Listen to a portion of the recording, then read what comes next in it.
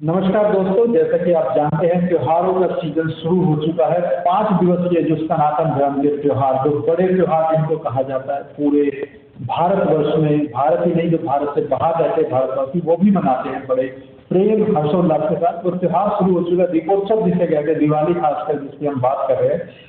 लेकिन कहीं ना कहीं हमारे आम जनमानस में एक संशय की स्थिति बनी होती है कि आज हमारे घर त्योहार है, आप कब मना रहे हैं, या हमारा त्योहार इस दिन मनाना है तो किस दिन मनाए। तो लोगों में कंफ्यूजन और संशय जिसको हम कहते हैं वो बना हुआ होता है। उसी के विषय में हम बात करने के लिए आए हैं भारत के सुप्रसिद्ध ज्योतिषी पंडित दानवीर शास्त्री जी के साथ में, जो भी बताएंगे कि आखिर ये संशय की स्थिति इस बार क्यों बनी है इतने बड़े हमारे सनातन धर्म के त्योहार पे, और क्या इसकी वजह रही और कैसे उसका निराकरण होगा, उस बारे में। स्वागत है आपका हमारे चैनल पे दानवीर शास्त्री। नमस्कार जी। और आपके सभी दर्शकों को दीपावली की पुनः बहुत बहुत हार्दिक शुभकामनाएं। आप बताइए ये संशय की स्थिति इस बार क्यों इन त्योहारों पे बनी हुई, आखिर कब त्योहार दिवाली का मनाया जाए? अजय जी, हमारी जो भारतीय संस्कृति है या इनके हमारा जो पंचांग है, जो हमारा हिंदी कैलेंडर है जी, वह बहुत ही सूक्ष्म गणना के ऊपर आधारित है जी। जो सौर मंडल में सभी ग्रहों के साथ में सूर्य और चंद्रमा की गति और उनकी गणना के ऊपर ही आधारित होता है जी। एक कैलेंडर होता है कि आज 1, कल 2, परसों 3, कल 4, परंतु हमारी जो पंचांग का निर्माण है, ये ज्योतिष के विद्वानों ने बहुत ही सूक्ष्मता और पूरी प्रकृति को साथ लेकर के सौर गणना के साथ में इसको बनाया गया है। बिल्कुल। और यह इतना बारीक है, आप समझिए कि जैसे कि दिन रात में 24 घंटे होते हैं जी, उसी प्रकार से हमारे पंचांग के अनुसार जो भारतीय के उसके अंदर में 7 घड़ी जी का समय होता है। 1 घंटे में 2.5 घड़ी, 1 मिनट के अंदर में 2.5 पल, और वही 1 सेकंड के अंदर में 2.5 विपल होते हैं, जिसको विपल को आप सेकंड से समझ सकते हैं। जैसे घंटा, मिनट और सेकंड होते हैं, उसी प्रकार से हमारे घड़ी, पल और विपल होते हैं जी। और इसी गणना के आधार पर, क्योंकि हमारे जैसे कि सूर्य उदय और सूर्य अस्त का जो समय है जी, वो पृथ्वी की चाल के ऊपर डिपेंड करता है कि हर क्षेत्र में, हर शहर में, हर लैटिट्यूड और लॉन्गिट्यूड के अकॉर्डिंग वो अलग अलग समय पर होता है। बिल्कुल। हमने घड़ी को तो एक बना लिया कि चलो पूरे देश में एक समय है, परंतु क्या पृथ्वी और सूर्य चंद्रमा के साथ में सभी जगह समय एक हो सकता है? नहीं हो सकता। तो मान लीजिए जैसे अयोध्या जो दीपावली के लिए हमारे लिए विशेष पर्व का स्थान है, जहाँ से हम उनकी मान्यता को प्रारंभ करते हैं। भगवान राम अयोध्या से उनका दीपोत्सव मनाया जाता है। तो वहाँ पर तो सूर्य उदय या सूर्य अस्त का जो समय है वो थोड़ा अलग है। दिल्ली का अलग है, बनारस का, कोलकाता, राजस्थान में जोधपुर आदि का समय थोड़ा अलग अलग है। तो इस अलग अलग समय होने के कारण में हर ज्योतिषी अपने लोकल समय की गणना करके पंचांग की हमें बता देता है, परंतु क्योंकि त्योहार पूरे देश में एक साथ मनाया जाना है जी, इसलिए उस समय में भ्रम की स्थिति उत्पन्न हो जाती है। क्योंकि अयोध्या का जो सूर्य अस्त है और सूर्योदय है वो थोड़ा सा अलग है, उसमें 20 से 25 मिनट और कई बार आधे घंटे का अंतर होता है। और दिल्ली का समय अलग है, कोलकाता का या साउथ में चेन्नई का समय अलग है। तो इस समय के कारण में हमें समय की भ्रम की उत्पत्ति होती है। परंतु जी, जैसे कि हमारा जो मकसद था अपने दर्शकों की संशय की स्थिति, आपने बहुत सही कहा कि समय के अकॉर्डिंग थोड़ा सा डिफरेंस हुआ है। लेकिन आप बताएं कि दर्शकों को जो धनतेरस है, धनतेरस से लेकर भाई दूज तक किस दिन किस समय ये त्योहार मनाना हमारे लिए शुभकारी होगा? बहुत उत्तम।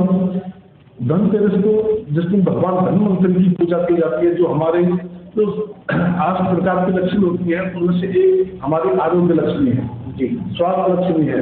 तो जिसमें भगवान धन्वंतरि की पूजा होती है, और भगवान धन्वंतरि हमारे स्वास्थ्य के, आयुर्वेद के और औषधियों के देने वाले हैं। तो भगवान धन्वंतरि शरीर पर कृपा करें। 18 अक्टूबर को दोपहर को 12:20 से त्रयोदशी तिथि प्रारंभ होगी, जो कि 19 तारीख को 1:52 यानी कि 13:52 तक PM तक धनत्रयोदशी रहेगी। और जो जहाँ पर 20 तारीख को दीपावली मनाई जाती है, उनको 18 तारीख को ही धनत्रयोदशी मनानी चाहिए। और कुछ जगह पर 21 की मनाई जा रही है, जो कि दोनों ही शास्त्र सम्मत है, दोनों में से कोई भी गलत नहीं है। 20 तारीख की दीपावली भी शास्त्र सम्मत है, 21 को भी शास्त्र सम्मत है, क्योंकि तिथि का विस्तार है।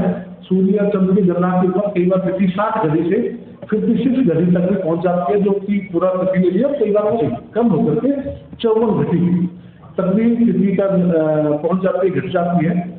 तो दोनों ही शास्त्र सम्मत है। और वैसे धनत्रयोदशी का जो पर्व है वो 18 तारीख से 12:20 से प्रारंभ होकर के 19 तारीख को 1:52 तक दोपहर तक रहेगा। इस समय में धनत्रयोदशी आप बहुत ही खूब धूमधाम से मना सकते हैं। और हमारा ये सौभाग्य भी है, धर्म की स्तुति नहीं, कि हमें समय अपने त्योहार को सेलिब्रेट करने का, पर्व को मनाने का समय ज्यादा मिल रहा है, और दो दिन मिल रही है। बिल्कुल सही कहा आपने। लेकिन इस स्थिति में अगर आपने कहा धनत्रयोदशी मना सकते हैं, बहुत बढ़िया बात आपने कही कि 2 दिन, यानी कि अभी बहुत ज्यादा समय मिल गया त्योहार मनाने के लिए। तो जो दिवाली है, बड़ी दिवाली जिसको हम कहते हैं, दीपोत्सव का जो मुख्य हमारा जो त्योहार है, वो किस समय बनाना शुरू होगा? माता लक्ष्मी की पूजा किस समय करनी चाहिए? क्या कोई विशेष मंत्र भी उसके लिए हम? हाँ, बिल्कुल बिल्कुल। देखिए, दीपावली का जो पर्व है, कार्तिक मास की अमावस्या और स्वाति नक्षत्र, और कदापि इसमें चित्रा नक्षत्र भी लिया गया है।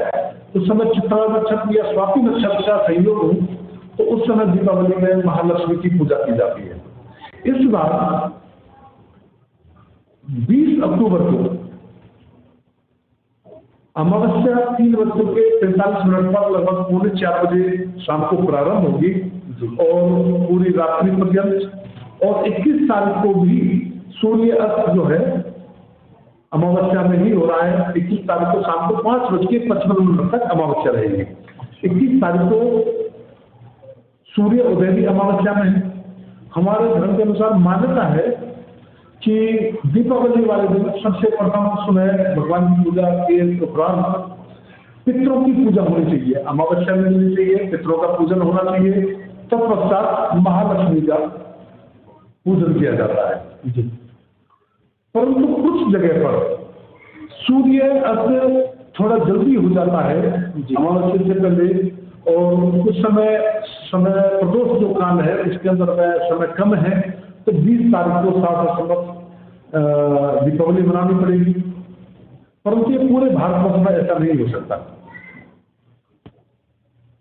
तो जो 20 तारीख को दीपावली मना रहे हैं, उनके लिए भी चित्रा नक्षत्र का संयोग है, और उस दिन दीपावली का प्रदोष काल प्रारंभ होगा। चित्रा नक्षत्र रात को 8:17 से प्रारंभ होता है 20 तारीख को। तो दीपावली पर जो महालक्ष्मी का पूजन है, क्योंकि इसमें स्वाति नक्षत्र या चित्रा नक्षत्र का होना अनिवार्य है, तो 20 तारीख को जो लोग दीपावली कर रहे हैं, वह रात को 8:17 से दीपावली का पूजन प्रारंभ करें। और उस दिन वृष लगन जो है वैसे 7 बजे शाम को प्रारंभ होगी और रात को 8:54 तक, यानी कि 20:54 तक रहेगी। तो इसमें जो दीपावली का जो पूजन का समय है, यानी कि वो रात को 8:17 से लेकर के 8:54 तक वृष लगन।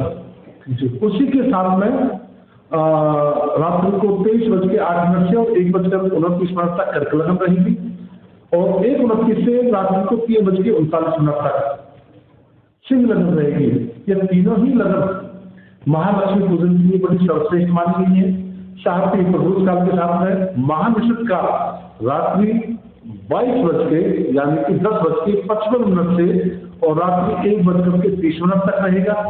और उसके साथ में ही 22 बज के, यानी कि 10:35 से और रात्रि 12:12 तक, यानी कि 24:12 तक साथ में सूर्य की चौगड़िया भी है। यह 20 तारीख का समय है जी।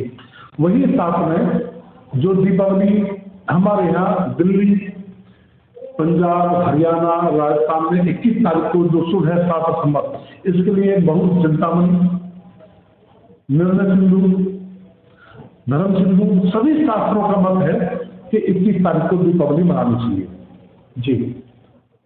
तो इस समय हाँ जी, माफी चाहूंगा आपको टोकना हूँ बीच में। मैं ये जानना चाह रहा था कि जैसे 20 तारीख को सभी नक्षत्र, सभी शुभ घड़ियाँ, महानिशित काल भी आपने बताया, लेकिन आप ये कहना चाह रहे हैं कि 21 तारीख को हमें दीपावली मनानी चाहिए, तो वो सारे देखिए मैंने बताया अयोध्या, बनारस और हम ये कहते हैं पूर्वी भारत की तरफ में जी सूर्यास्त का जो समय है वो थोड़ा अलग है, अमावस्या का प्रवेश थोड़ा अलग है, और हमारे दिल्ली, राजस्थान या दक्षिण भारत में समय अलग है। तो हरियाणा, हमारा पश्चिमी उत्तर प्रदेश, जी हरियाणा, पंजाब, राजस्थान, गुजरात, जी इनके अंदर में शास्त्र संबंध जो शास्त्र नियम है दीपावली 21 तारीख को है।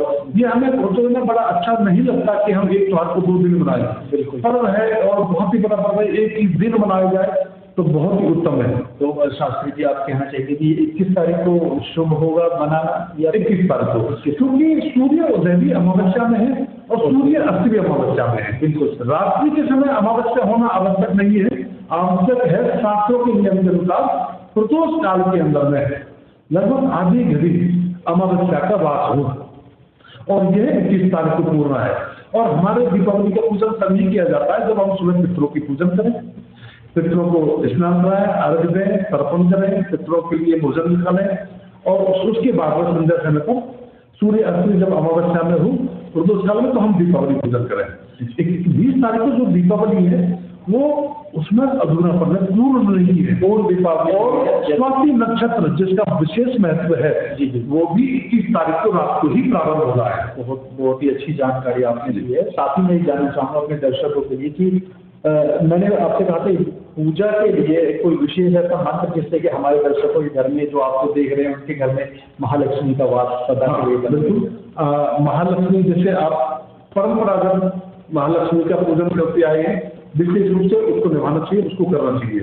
विशेषता महालक्ष्मी जी को या चांदी के आपके पास में गणेश लक्ष्मी जी है या चांदी का सिक्का रखें, जो मिट्टी की प्रतिमा आप लेके आते हैं वो सबसे शुद्ध मानी जाती है, उनको नहीं तो स्थापित करें, पंचामृत आदि से षोडशोपचार पूजन करें, स्नान कराने के बाद में कुमकुम, हल्दी, गोरचंद आदि से महालक्ष्मी का पूजन करें, अक्षत चढ़ाएं, कमल के पुष्प अर्पित करें। उसके साथ में पूजन के उपरांत आपको श्री सूक्त, पुरुषूक्त, कनक धारा स्तोत्र आदि के पाठ करना बहुत ही उत्तम है। हर घर में सुख समृद्धि धन धान्य के बाद के लिए यह सर्वोत्तम महालक्ष्मी के पाठ हैं। इसके साथ में ही जो कुछ मंत्र जप भी कमल गति की माला से करने चाहिए, जैसे महालक्ष्मी का परम प्रिय मंत्र है ओम ऐं ह्रीं श्रीं महालक्ष्मी नमः। दोबारा मैं बोलता हूँ जी, ओम ऐं ह्रीं श्रीं महालक्ष्मी नमः। इस मंत्र का कमल गति की माला से कम 108 बार और यथाशक्ति जितना आप अधिक से अधिक कर सकते हैं जप करें। इसके अलावा और महालक्ष्मी के बहुत ही सारे प्रिय मंत्र हैं। दूसरा है ओम श्रीं ह्रीं श्रीं कमले कमलाले प्रसीदा प्रसीदा श्रीं ह्रीं श्रीं महालक्ष्मी नमः। इस मंत्र का भी आप कमल गट्टे की माला से जप करें।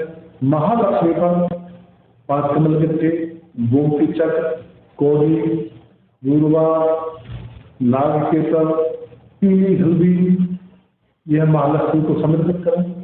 अगले दिन दक्षिणावर्ती शंख में भर के या जिनके पास में दक्षिणावर्ती शंख नहीं है वो भी एक पीले कपड़े में बांध करके और अपने तिजोरी में रखना चाहिए, या जिन लोगों ने पिछले पहले रखे हुए हैं उनको निकाल करके और दक्षिणावर्ती शंख को धो करके उसमें नए सिरे से भर के और उसमें एक सिक्का चांदी का, तांबे का या जो भी भारतीय मुद्रा है उसको रख करके महालक्ष्मी को अर्पण करें और अगले दिन उसको फिर से पीले कपड़े में या लाल वस्त्र में उसको बांध करके और अपनी तिजोरी में बिल्डिंग में रखना चाहिए। ऐसा करने से महालक्ष्मी जी अति प्रसन्न होती हैं और सदैव आपके घर में धन धान्य की वृद्धि हो, ऐसी हमारी कामना है। बहुत बहुत धन्यवाद आपका इस बेहद महत्वपूर्ण जानकारी के लिए शास्त्री जी। साथ ही एक बार शॉर्ट में आपसे जानना चाहूँगा कि जब अन्नकूट की बात की जाती है तो अन्नकूट पूजन का समय बता दीजिए और भाई दूज का समय भी बता दीजिए। क्या इस बार कोई भद्रा वगैरह लगे जैसा हमेशा होता है? भद्रा अष्टमी, एकादशी और पूर्णिमा को होती है, तो होली पर भद्राएं आती हैं। हर होली पर हर पूर्णमासी को होती है, हर एकादशी को होती है, अष्टमी तिथि में आती है। दीपावली में मुद्राओं का कोई विशेष महत्व नहीं है जी। और ये भी मुद्रा होंगी तो भी स्वर्ग की होती है। इसमें जो अन्नकूट के पूजन के लिए जो श्रेष्ठ तिथि है वो 22 तारीख को ही अन्नकूट पूजन बनता है। और इस दिन गोवर्धन पूजा रात को 8:17 के बाद में गोवर्धन की पूजा की जाएगी। उससे पहले अन्नकूट का जो दिन के समय में भोग लगेगा पूरे दिन। हाँ, 22 तारीख को 22 अक्टूबर को अन्नकूट का दिन रहेगा पूरे भारतवर्ष में। और भैया दूज जो कि विशेष भाई बहन के पर्व का और रक्षा का प्रतीक है, बड़ा प्रतीक है, प्रेम का प्रतीक है। तो इस दिन को यम द्वितीया भी कहा जाता है। बिल्कुल। और उस दिन यमुना जी में स्नान करने का विशेष भी महत्व है। भाई बहन को यमुना जी में यमुना जी के जल से स्नान करना चाहिए। और यह यम द्वितीया 23 तारीख को भाई दूज पूरे दिन रहेगी और इसमें किसी भी प्रकार का कोई अड़चन नहीं है। इस समय कई बार समय होता है कि शाम तक भाई दूज रहेगी। हाँ, पूरे दिन रहेगी और भाई दूज का पर्व रहेगा। बहुत बहुत धन्यवाद आपका शास्त्री जी, हमसे बात करने के लिए, हमारे दर्शकों को इतनी महत्वपूर्ण जानकारी देने के लिए। हमारे दर्शकों से भी हम कहना चाहेंगे कि जो तिथि शास्त्री जी ने बताई है वो शास्त्र सम्मत है, इसमें किसी प्रकार का कोई संशय ना करें। यदि फिर भी आपको कोई संशय है, कोई आपका सवाल बनता है तो हमें कमेंट बॉक्स में नीचे जरूर बताइएगा। हम उम्मीद करेंगे, पूरी कोशिश करेंगे शास्त्री जी आपके सवाल का जवाब भी दे सके। यदि आप चाहें तो इनसे सीधा संपर्क कर सकते हैं। हम इनके संपर्क की जो जानकारी है वो आपको डिस्क्रिप्शन में डाल देंगे, आप इनसे सीधा संपर्क कर सकते हैं। किसी भी अन्य जानकारी के लिए भी आप इनसे बात कर सकते हैं फोन पर। बने रहिएगा हमारे साथ। धन्यवाद। जय हिंद।